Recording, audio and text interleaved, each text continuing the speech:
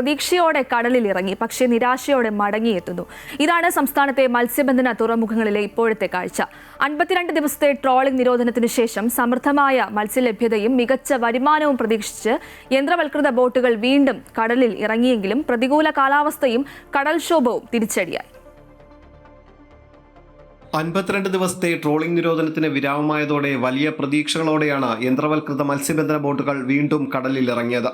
എന്നാൽ പ്രതികൂല കാലാവസ്ഥയും കടൽക്ഷോഭവും മത്സ്യത്തൊഴിലാളികളുടെ പ്രതീക്ഷകൾക്ക് തിരിച്ചടിയായി. ട്രോളിംഗ് നിരോധന കാലത്ത് പരമ്പരാഗത മത്സ്യത്തൊഴിലാളികൾക്ക് മികച്ച മത്സ്യലഭ്യത ഉണ്ടായതോടെ യന്ത്രവൽകൃത ബോട്ടുകൾക്കും ഇത്തവണ സമൃദ്ധമായ മത്സ്യസമ്പത്ത് ലഭിക്കുമെന്ന പ്രതീക്ഷയിലായിരുന്നു മത്സ്യത്തൊഴിലാളികളും ബോട്ടുടമകളും. എന്നാൽ മത്സ്യത്തൊഴിലാളികളുടെ പ്രതീക്ഷകൾക്ക് കടലിലെ പ്രതികൂല സാഹചര്യങ്ങൾ തിരിച്ചടിയായി. സംസ്ഥാനത്തിന്റെ വിവിധ തീരമേഖലകളിൽ ശക്തമായ കാറ്റും മഴയും തുടരുന്നതിനൊപ്പം കടൽക്ഷോഭവും രൂക്ഷമാണ്. ഒരുപാട് നിരോധന ബോട്ട് മെയിൻ്റനൻസ് എല്ലാം കൂടി ഒരു 8 ലക്ഷം ചിലവാക്കി. ഇപ്പോൾ കൂടിപ്പോയി ഒരു 3 രൂപ കിട്ടും, എന്നിട്ടും നഷ്ടമാണ്.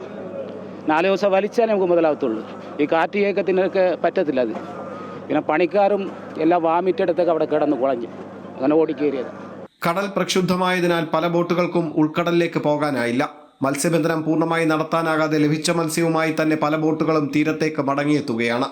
ശക്തമായ കാറ്റിനും മോശം കാലാവസ്ഥയ്ക്കും സാധ്യത തുടരുന്നതിനാൽ പല സമുദ്രമേഖലകളിലും മത്സ്യബന്ധനത്തിന് പോകരുതെന്ന് അധികൃതർ മുന്നറിയിപ്പും നൽകിയിരിക്കുന്നു. എന്നാൽ കാലാവസ്ഥ അനുകൂലമായാൽ വരും ദിവസങ്ങളിൽ മികച്ച മത്സ്യലഭ്യതയും നല്ല വരുമാനവും ലഭിക്കുമെന്ന പ്രതീക്ഷയിലാണ് മത്സ്യത്തൊഴിലാളികളും ബോട്ടുടമകളും. അമൃത ന്യൂസ്, കൊല്ലം.